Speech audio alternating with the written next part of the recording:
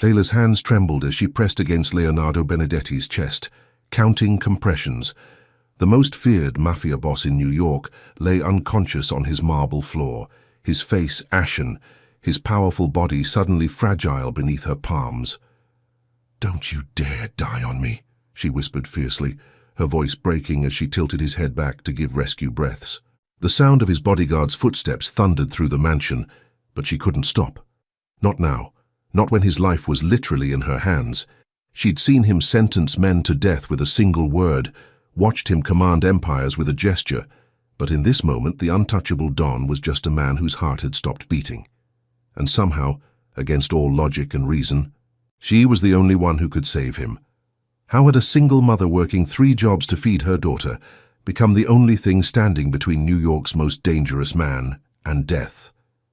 If you want to discover how Layla ended up in this impossible situation and what happened after this life-or-death moment, subscribe to the channel and leave a comment telling us where you're watching from. Every view helps bring more stories like this one to life. 3 weeks earlier, Layla Anderson stood in the unemployment office, her worn sneakers squeaking against the linoleum floor. The letter in her hands felt like a death sentence. Position eliminated. After 5 years cleaning offices downtown, she was out of work. Again.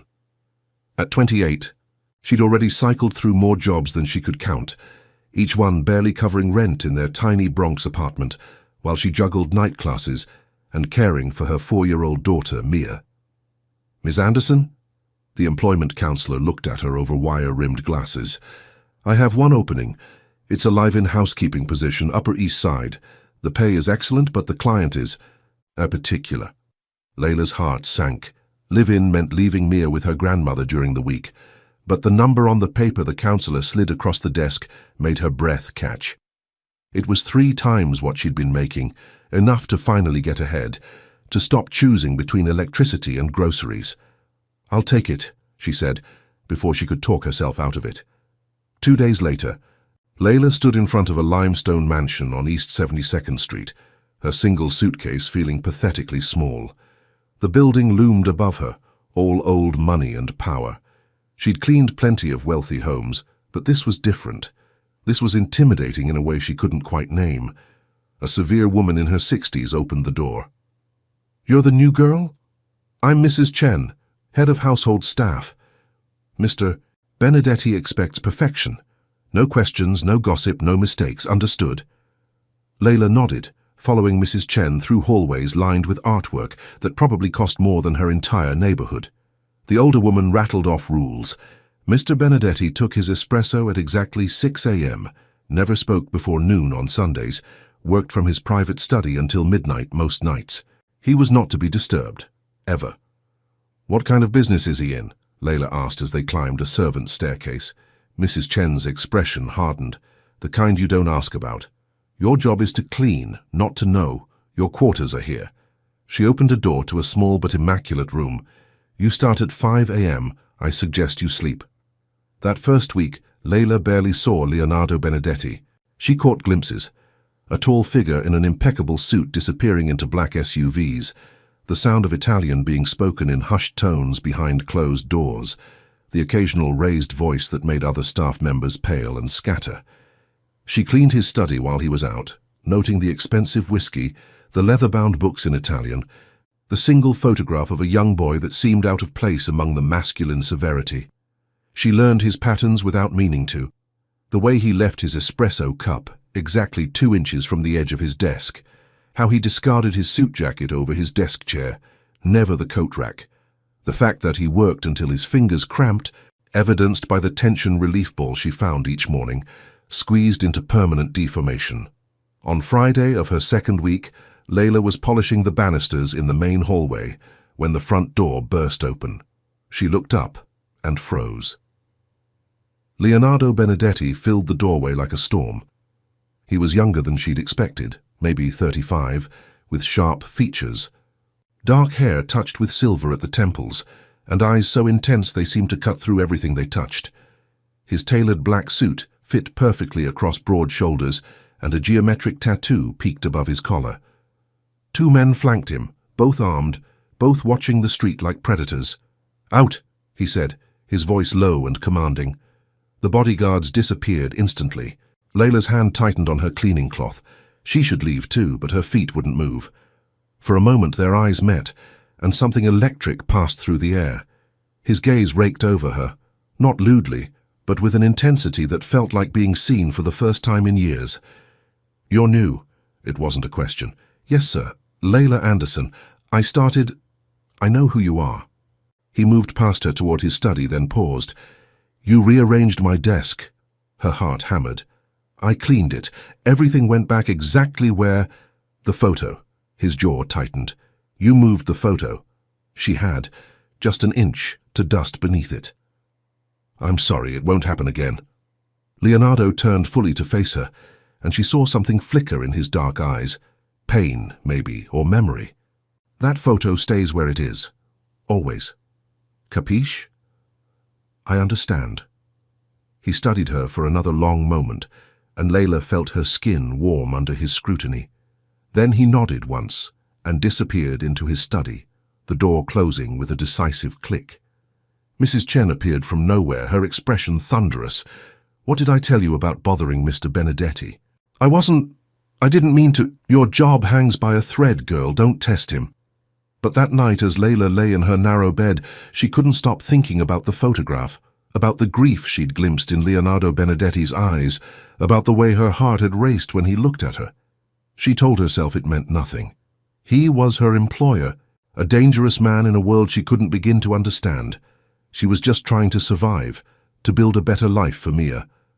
But 3 days later, everything changed. Layla was in the kitchen at 11 p.m., taking her break and reviewing flashcards for her nursing exam. The house was silent, except for the hum of the refrigerator. She'd nearly dozed off when a crash echoed through the ceiling. She was on her feet instantly, heart pounding. Another crash, then a heavy thud that shook the light fixture. Mrs. Chen was off for the night. The other staff had left hours ago. Layla stood frozen, torn between protocol and instinct. Then she heard it, a groan of pain. She ran. The study door was ajar. Inside, Leonardo Benedetti knelt on the floor, one hand clutched to his chest. His face grey with pain. Papers were scattered everywhere, her overturned chair explaining the crashes. "Mr. Benedetti!" Layla dropped beside him. "What happened?" "Get out," he managed, but there was no force behind it. Sweat beaded his forehead. "You're having a heart attack." Her nursing training kicked in despite her lack of a degree. "I'm calling 911. "No." His hand shot out, gripping her wrist with surprising strength. "No hospitals, no police, they'll come. Enemies. You could die. Then I die." His grip loosened, his body swaying. Layla caught him as he fell, her mind racing. No ambulance, no help. Just her, a man in cardiac distress, and training she'd learned from textbooks, but never used in real life. "Okay," she said, lowering him gently to the floor. "Okay, I need you to trust me." Leonardo's eyes met hers, and even through the pain she saw the assessment, the calculation. Then, impossibly, he nodded. Layla's fingers found Leonardo's pulse, thready and irregular. His breathing was shallow, lips tinged with blue. Every instinct screamed to call for help, but she'd seen the terror in his eyes at the mention of hospitals. In his world, vulnerability was death. "Stay with me," she commanded, surprised by the authority in her own voice. "I need to get you to the couch." She wasn't strong enough to lift him, but years of caring for her grandmother had taught her leverage. With Leo's barely conscious cooperation, she managed to maneuver his 6-foot frame onto the leather sofa. His head lolled back, another groan escaping his lips. "Aspirin," she muttered, remembering her emergency response training. "Do you have aspirin?" "Bathroom. Upstairs." His voice was barely audible. Layla ran. She'd never entered Leonardo's private quarters, but desperation overrode protocol. The master suite was as severe as the man himself. Dark woods, minimal decoration, military precision. She found the aspirin in a medicine cabinet that also held prescription bottles with names she didn't recognize.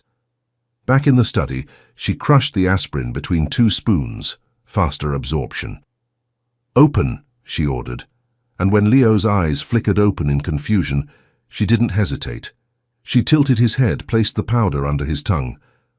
Let it dissolve. Don't swallow. His hand found hers, and Layla realized she was trembling. Here she was, touching New York's most dangerous crime lord, with an intimacy that should terrify her.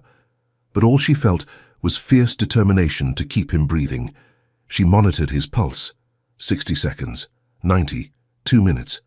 Slowly, gradually, the blue tinge faded from his lips. His breathing deepened. "The pain?" she asked. "Less." His eyes opened fully, focusing on her face. "You should have called. You said, I know what I said." Something shifted in his expression. "You listened." Layla settled onto the floor beside the couch, maintaining her watch on his pulse. "I'm a nursing student. Not certified yet, but I know enough to recognize a cardiac event when I see one. You need a doctor, Mr. Benedetti, a real one. This could happen again." "Leo," he said quietly, "when someone saves your life, they earn the right to use your name."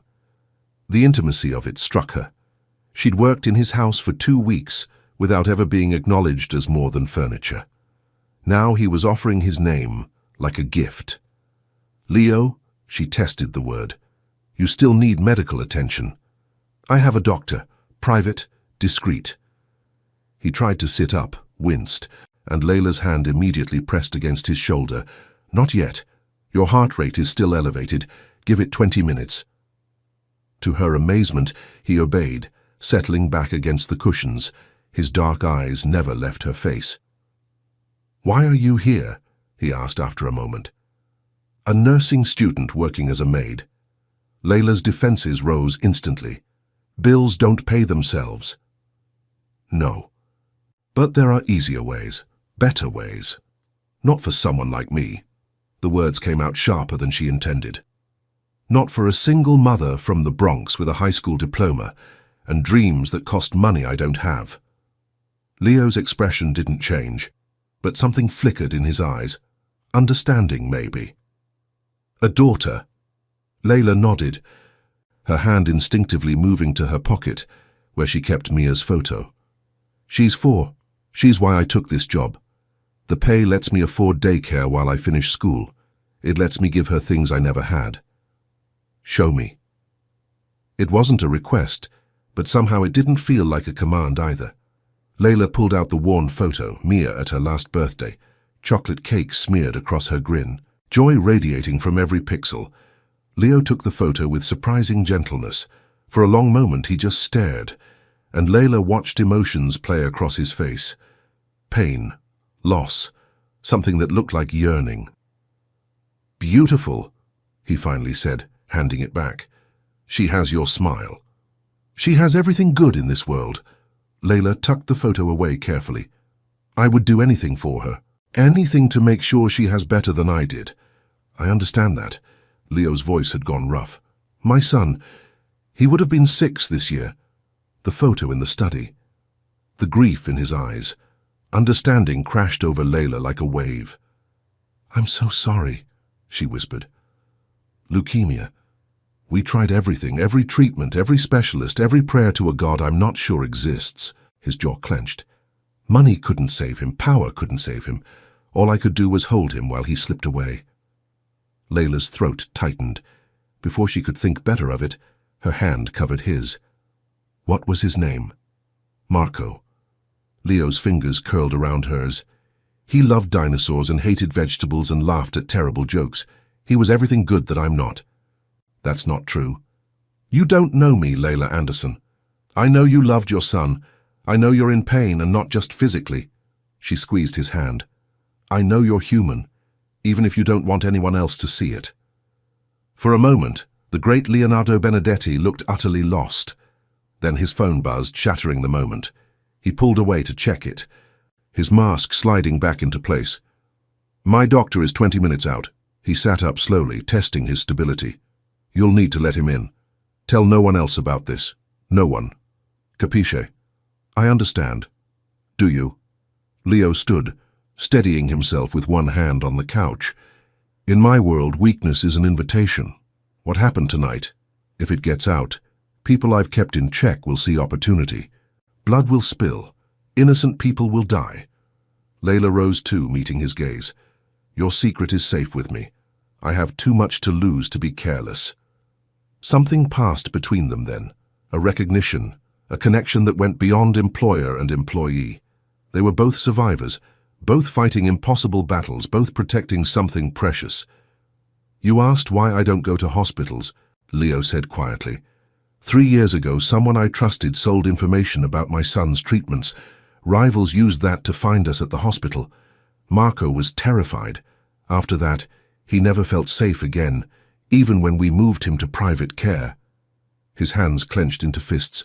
I will never give enemies that advantage again. Then we make sure you're healthy without hospitals, Layla said firmly.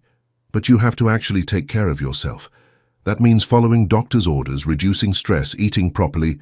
Are you prescribing treatment, Layla? Someone has to. You're clearly not doing it yourself. The corner of his mouth twitched, almost a smile. Bold.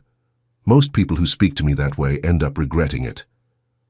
Good thing I'm not most people.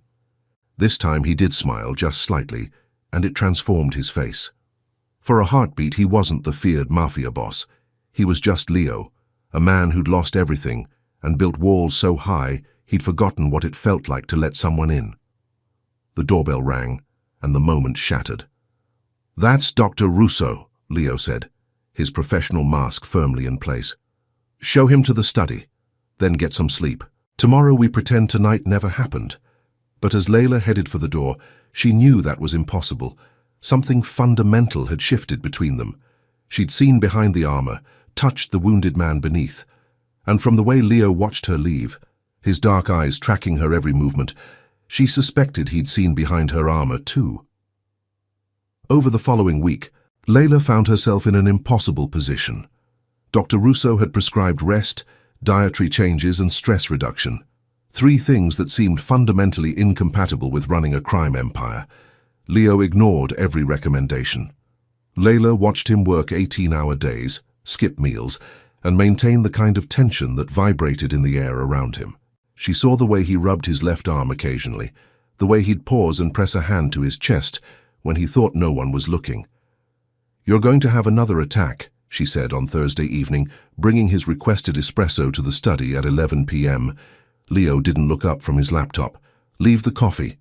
Dr. Russo said no caffeine after 6. Doctor, Russo doesn't have a shipment arriving in Red Hook that needs my attention. Layla set the cup down, but instead of leaving, she circled his desk. On the screen, she saw shipping manifests, coordinates, numbers that made no sense to her, but clearly meant life or death to him. When did you last eat? She asked. I'll eat when I'm done. That's what you said 6 hours ago. She closed his laptop, bracing herself for the explosion. Leo's head snapped up, his eyes dark with warning. You're overstepping, Layla. Someone has to. She pulled a covered plate from behind her back. Grilled chicken, vegetables, the kind of heart-healthy meal Dr. Russo had recommended. 5 minutes. Eat. Then you can go back to whatever this is. This, Leo said coldly, is keeping people alive. This is making sure tomorrow the Vitali family doesn't decide my current weakness is their opportunity. This is... He stopped, his jaw clenching as pain flickered across his face. Layla was around the desk in an instant, her fingers finding his pulse. Breathe. Slow and deep. In through your nose, out through your mouth. I'm fine. You're having an anxiety attack on top of cardiac stress. You're not fine. You're one bad decision away from dying on this floor. Her voice cracked. Please, Leo, just 5 minutes. Maybe it was the use of his name. Maybe it was the genuine fear in her voice. Whatever the reason, Leonardo Benedetti, the man who bent the world to his will, obeyed. He ate. Slowly, methodically, while Layla sat in the chair opposite his desk, not speaking, just present. She watched the tension gradually leave his shoulders, watched color return to his face. My wife used to do this, he said quietly, setting down his fork. Angelica, she'd bring me food, force me to stop, remind me I was human. A ghost of a smile. She was the only person who could manage it. What happened to her? Car accident, 8 months after Marco died. Leo's hands fisted on the desk. Or that's what the police report said. I have my own theories, but no proof. Just enemies and opportunity, and a wife who was too devastated to be careful. Layla's heart ached. You've lost everyone. Everyone who mattered. He met her eyes. That's what this life does. It takes everything beautiful and destroys it, which is why you should stay far away from me, Layla Anderson. Too late for that. I already saved your life. In some cultures, that makes us connected. In my culture, it makes you a liability. But there was no heat in his words. People I care about become targets. You have a daughter to protect. And you have yourself to protect. Layla stood gathering the empty plate. For what it's worth, I don't think you're as dark as you pretend to be. A truly evil man wouldn't mourn his son the way you do, wouldn't have a private doctor who clearly cares about his patient, wouldn't pay his household staff triple the market rate. Yes, I asked around. Leo's expression softened fractionally. Careful. You're starting to see past the monster. Maybe there is no monster. Maybe there's just a man who's been hurt so badly, he forgot how to be anything else. The words hung between them, heavy with implication. Leo stood slowly, circling the desk until only inches separated them. This close, Layla could see the fine lines around his eyes, the scar near his temple. The way he was looking at her like she was a puzzle he desperately wanted to solve. You don't know what you're doing, he said softly. I know exactly what I'm doing. I'm making sure you live long enough to do whatever it is you need to do. And what do I need to do, Layla? I don't know. Find peace, maybe. Honor your son's memory by actually living instead of slowly killing yourself. Leo's hand rose, hesitated, then gently tucked a strand of her hair behind her ear. The touch was electric. Layla's breath caught. You're dangerous, he murmured. More dangerous than any enemy I've faced. Because I care whether you survive. Because you make me want to. Before Layla could process that statement, Leo's phone erupted with incoming calls. The spell broke. He stepped back, and she saw his walls slam back into place as he answered in rapid Italian, his voice hard and commanding. Layla retreated to the door, but his voice stopped her. Layla. She turned. Thank you. For the food. For everything. She nodded and left, her heart hammering. This was dangerous territory. She knew it, he knew it. But something was building between them. Something that felt inevitable despite all the reasons it should be impossible. That night Layla couldn't sleep. She lay in her small room, thinking about Leo alone in that massive mansion, carrying burdens that would crush a lesser man. Thinking about the way he'd touched her hair with such gentleness, the way his eyes had looked when he said she made him want to live. She'd come to this job for money, for Mia's future. She'd never expected to care about the broken man behind the fearsome reputation. But she did care. God help her, she did. The next morning, Layla found an envelope on her pillow. Inside was a check, a bonus large enough to pay for her entire nursing program and 6 months of living expenses, and a note, in elegant handwriting. For my daughter's future, because some things are worth investing in. Layla clutched the check to her chest, tears streaming down her face. He'd listened. He'd seen what she was fighting for, and he'd helped without being asked, without expecting anything in return. She found him in the gym, shirtless, pushing himself through punishing exercises despite Dr. Russo's orders. Sweat gleamed on his muscled torso, highlighting scars that told stories of violence survived. You can't buy my loyalty, she said from the doorway. Leo paused mid-push-up, looking up at her. I'm not trying to. I'm trying to give you options. So if you decide I'm too dangerous, you can leave without financial worry. What if I don't want to leave? He stood, grabbing a towel, his dark eyes intense. Then you're a fool. Maybe. Layla walked toward him, her fear overridden by something stronger. Or maybe I see something worth fighting for, the same way you see Mia's future as worth investing in. Leo went very still. Layla, I'm not asking for anything, Leo. I'm just telling you the truth. You scare me. This world scares me. But you also make me feel seen in a way I never have before. Like I matter. Like what I think and feel is important. It is important. His voice was rough. You're important, which is exactly why you should run. I'm tired of running. From poverty, from struggle, from anything that might hurt me. She stopped directly in front of him. I saved your life. Maybe you could try saving mine too. Not with money, but with honesty.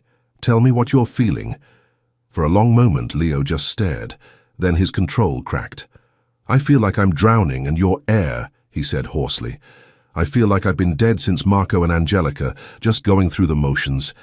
And you're making me feel alive again. I feel terrified because everyone I've ever loved has been destroyed. And I can't lose anyone else. Layla's hand found his chest, felt his heart racing beneath her palm. You're not going to lose me. You can't promise that. Neither can you, but we can choose to live anyway. We can choose to try. Leo's hand covered hers. This is insane. Completely. You should hate me. I'm everything you should run from. I know what you are, Leo. I've seen the guns, the bodyguards, the fear in people's eyes when they say your name. But I've also seen you mourn your son. I've held you while your heart was failing. I've watched you try to be better than you think you are. She rose on her toes, bringing her face closer to his. I see all of you, and I'm still here. The last thread of his control snapped. Leo's mouth found hers in a kiss that was desperate and tender all at once. His hands framing her face, like she was precious, like she might disappear if he let go. Layla melted into him, tasting salt and need, and 3 years of grief seeking comfort. When they finally broke apart, both breathless, Leo rested his forehead against hers. This changes everything, he whispered. I know. I can't offer you normal. I can't promise safety. I never asked for normal. I just want real. Layla pulled back enough to meet his eyes. Can you give me real, Leo? His thumb traced her cheekbone. With you, I don't think I could be anything else. The next 2 weeks existed in a strange liminal space. Officially, Layla was still the maid, but behind closed doors, she and Leo built something neither had words for. Not quite a relationship, too deep for friendship, balanced on a knife's edge between impossible and inevitable. She learned him. The way he took his coffee with exactly 2 sugars, never 3. How he spoke Italian when he was stressed, English when he was thinking, and silence when he was grieving. That he visited Marco's grave every Sunday at dawn, always alone, always for exactly 1 hour, and he learned her. That she sang while she cleaned, old soul songs her grandmother had taught her. How she video-called Mia every night at 7, her whole face transforming with love. That she was desperately afraid of failing, of staying poor, of being powerless. Tell me about nursing school, Leo said one evening. They sat in his study, Layla reviewing flashcards while he handled business on his laptop. It had become their routine, parallel lives intersecting in the same space. I want to work in pediatrics, Layla said, setting down her cards. I want to be there for kids who are scared, for families who don't know how to navigate the system. I want to make a difference. You already do. Leo's gaze was warm. The way you handled me during the attack, that was a nurse doing what nurses do, seeing the person, not the diagnosis, not letting fear override care. You weren't a diagnosis, you were a human being in crisis. To most people, I'm not human, I'm a monster, a necessary evil, something to fear or use or destroy. He closed his laptop. But when you look at me, you see Leo. Just a man. A complicated man, Layla corrected. But yes, human. Capable of hurt and love and loss like everyone else. Leo stood, moving to the window that overlooked Central Park. My father raised me to see compassion as weakness, to believe that power came from fear. He'd find this, he gestured between them, pathetic. Proof I'd gone soft. Your father was wrong. Was he? Leo's voice turned bitter. I tried compassion once. I tried to broker peace with the Santoro family, to end decades of bloodshed. You know what happened? They used my olive branch as an opening to attack. 15 of my men died, good men with families. Layla moved to stand beside him. I'm sorry that happened. But cruelty in response to cruelty just creates an endless cycle. Your son, would he want you to live like this? Isolated, believing the worst, pushing away anything good?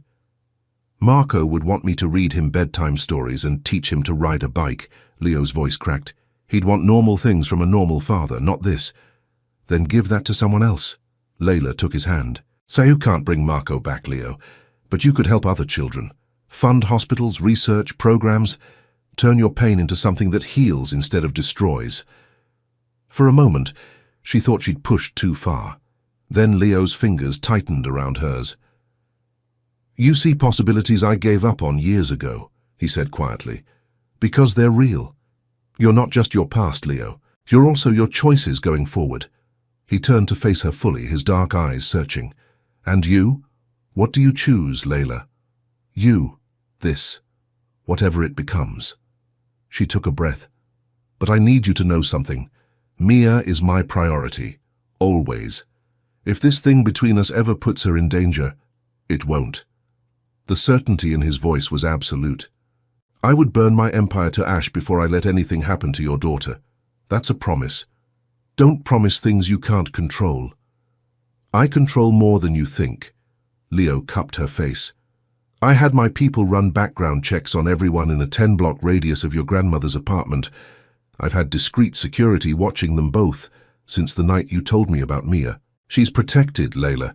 She's always been protected. Layla should have been angry about the invasion of privacy. Instead, tears pricked her eyes. Why would you do that? Because you saved my life, because you matter to me, because protecting the people you love is the only thing that makes me feel human anymore. Before Layla could respond, Leo's phone buzzed. His expression changed instantly, going cold and hard. What is it? She asked. Problem. The Vitale family made a move on one of my warehouses in Brooklyn. 3 of my men are in the hospital. He was already moving, grabbing his suit jacket. I have to go. It's midnight. You promised Dr. Russo you'd sleep at least 6 hours. Some promises can't be kept. Leo strapped on a shoulder holster with practiced efficiency, the gun a stark reminder of the violence lurking beneath their quiet evenings. Fear clutched Layla's heart. Be careful. He paused at the door, looking back at her. Always am. Leo. She crossed to him, going up on her toes to press a kiss to his cheek. Come back. Something shifted in his eyes. Surprise, tenderness, determination. Always. She watched from the window as he climbed into an SUV flanked by armed guards. The convoy disappeared into the night, and Layla was left alone in the vast mansion, fear eating at her insides. This was the reality of Leo's world. Violence, danger, the constant threat of loss. Could she really live like this? Watching him leave, never knowing if he'd return. Hours passed. Layla tried to sleep but couldn't. She paced, checked her phone, imagined worst-case scenarios. At 4 a.m., she finally heard the front door open. She flew down the stairs to find Leo in the foyer, his suit torn, blood on his shirt.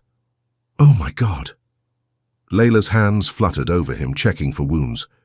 Are you hurt? Not my blood. Leo caught her hands, holding them still. I'm okay. Okay. You're covered in... She couldn't finish the sentence. The Vitales won't be a problem anymore, he said flatly. I made that very clear. The coldness in his voice chilled her. This was the other Leo, the Mafia boss who solved problems with violence, who made people disappear, who ruled through fear. Tell me you didn't kill anyone, she whispered. Leo's silence was answer enough. Layla pulled away, wrapping her arms around herself. I can't, I know what you are, but seeing it, smelling the blood... This is who I am, Layla. His voice was gentle but unyielding. I told you, I'm not a good man. You're not a monster either. But you make monstrous choices.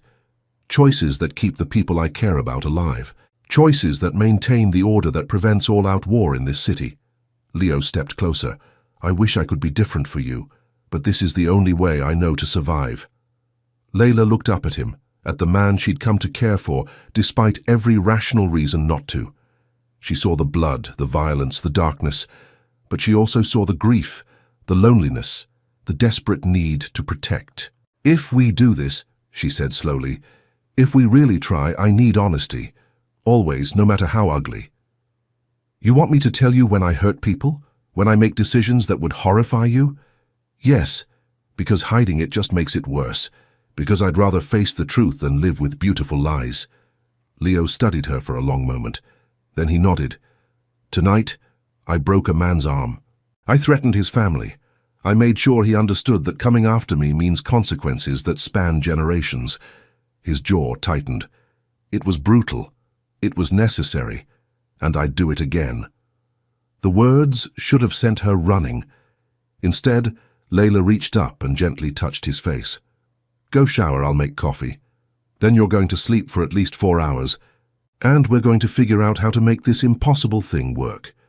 Just like that? You're not leaving? Just like that. She kissed him softly. I see you, Leo. All of you. The darkness and the light. And I'm choosing to stay. His arms wrapped around her, holding her like she was an anchor in a storm. I don't deserve you. Probably not. But here we are anyway. 3 days later, Layla arrived at the mansion for her weekly overnight shift to find chaos. SUVs blocked the driveway, men in suits spoke urgently in Italian, and Mrs. Chen looked genuinely frightened. What happened? Layla asked. Mr. Benedetti collapsed an hour ago. Dr. Russo is with him, but the older woman's voice broke. It's bad, Layla, really bad. Layla didn't wait for permission. She ran to Leo's bedroom where she found him on the floor, Dr. Russo performing CPR. Leo's face was grey, his lips blue. How long? She demanded, dropping beside them. 90 seconds, no pulse. Dr. Russo's arms were already shaking from exertion. Let me. Layla took over compressions, muscle memory from training kicking in. What happened? Stress-induced cardiac arrest. His heart gave out during a phone call. Dr. Russo prepared a shot of epinephrine. I need to shock him, but the machine's in my car. Get it. I've got this. Layla counted compressions, breathing for Leo when needed. Don't you dare die on me. Do you hear me, Leonardo Benedetti? You promised you'd come back. You promised. His bodyguards crowded the doorway, their faces masks of shock. Their invincible boss was dying, and they were powerless. But Layla wasn't powerless. She'd saved him once. She'd damn well save him again. Dr. Russo returned with the defibrillator. Clear. Layla pulled back as electricity jolted through Leo's body. Nothing. His heart remained silent. Again, she said. Clear. Another shock. Another awful moment of nothing. Layla's vision blurred with tears. No, this couldn't be how it ended. Not when they'd just found each other. Not when there was so much left unsaid, undone, unlived. One more time, Dr. Russo said grimly. This is our last shot before... Do it. Clear. The shock hit. For a heartbeat, nothing. Then, a beep. Faint, but real. Leo's chest rose with a ragged breath. We've got him, Dr. Russo breathed. We've got a pulse. Layla collapsed back on her heels, sobs tearing from her throat. Leo's eyes fluttered open, confused and unfocused. Layla. His voice was barely a whisper. I'm here. She took his hand, squeezing tight. I'm right here. Thought I was. Dying. You were. But I wasn't ready to let you go. A ghost of a smile. Stubborn. You have no idea. Doctor. Russo worked quickly, inserting an IV, checking vitals, barking orders at the bodyguards to clear space. But his expression remained grave. Leo, he said once things stabilized, this is your final warning. Another event like this will kill you.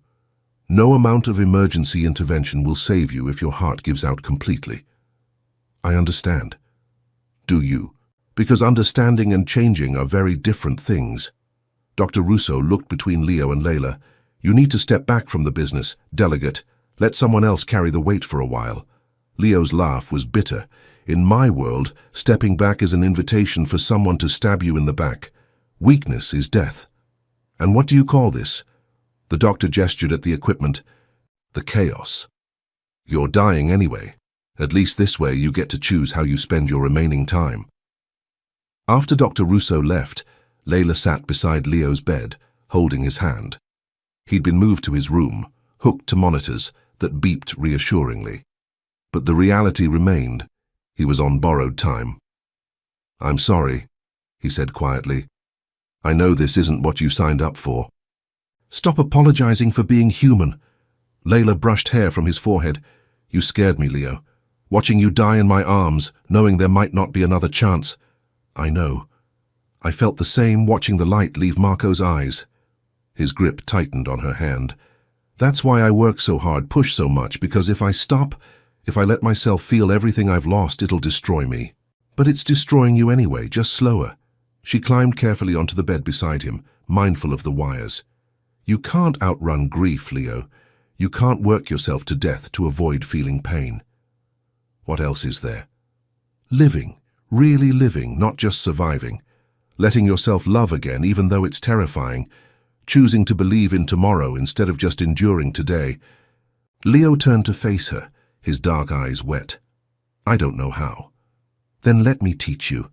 Layla kissed his forehead, his cheek, finally his mouth, gentle and sweet. "Let me show you that it's possible to hurt and heal at the same time, that you can honor what you've lost while still opening your heart to what you might find. And if I lose you too, you might. I might lose you too. But isn't the risk worth it? Isn't the chance of something real, something true, worth being afraid?" For a long moment, Leo just looked at her. Then he pulled her closer, burying his face in her hair. "I love you," he whispered, the words breaking like a dam. "God help me, Layla, I love you." Tears streamed down her face. "I love you too, which is why I need you to actually try to survive. Not for your business, not for your empire, but for us, for the future we could have." "What kind of future? I'm a Mafia boss. You're a nursing student with a daughter. How does that work?" "I don't know," Layla admitted. "But I want to find out, don't you?" Leo's answer was a kiss that tasted like salt and hope, and promises neither of them knew if they could keep. When they finally broke apart, he rested his forehead against hers. "I'll try," he said. "I'll try to be the man you think I can be. Just be you. That's all I'm asking." Over the next weeks, Leo actually did try. He promoted his second-in-command to handle day-to-day operations. He started seeing a therapist, discreet, expensive, but real help nonetheless. He attended grief counseling sessions, confronted demons he'd been running from for 3 years. It wasn't easy. Some days he backslid, worked too hard, pushed too much. But Layla was there, gentle and firm, reminding him that healing wasn't linear. She also started bringing Mia to the mansion on weekends. At first, Leo was terrified of hurting her, of her being afraid, of somehow cursing this innocent child with his darkness. But Mia, with the wisdom of 4-year-olds, saw only a sad man who needed a friend. "Why are you crying, Mr. Leo?" she asked one Sunday, finding him staring at Marco's photo. Leo quickly wiped his eyes. "I'm okay, Piccola. Mummy says crying means you're brave. It means you feel things." Mia climbed onto his lap with zero fear. "Do you miss someone?" "Yes, my little boy, he was very special." "Like I'm special to Mommy?" "Exactly like that." Mia studied the photo. "He looks nice. I bet he would have shared his toys." The simple kindness broke something in Leo. He held this beautiful child, this daughter of the woman he loved, and let himself imagine a different future, one where his home echoed with laughter again, where he got to be a father figure, even if Marco could never be replaced. "Thank you, Mia," he whispered. "You're welcome. Can we have cookies now?" Layla watched from the doorway, her heart full to bursting. This was what healing looked like, messy, gradual, built on tiny moments of connection. That night, after Mia was asleep in one of the guest rooms, Leo and Layla stood on his balcony overlooking the city. "I never thought I'd feel this again," he said, pulling her close. "Happiness, hope, the belief that tomorrow might be better than today. You deserve all of it." "So do you." Leo kissed the top of her head. "Move in, officially, you and Mia. Make this house a home again." Layla turned in his arms. "Are you sure? That's a big step." "I'm sure. I want to wake up to you every morning. I want to hear Mia's laughter in these halls. I want to build a life that's about love, not just survival. What about the business? The danger? I'm scaling back, legitimizing operations where I can, building an exit strategy.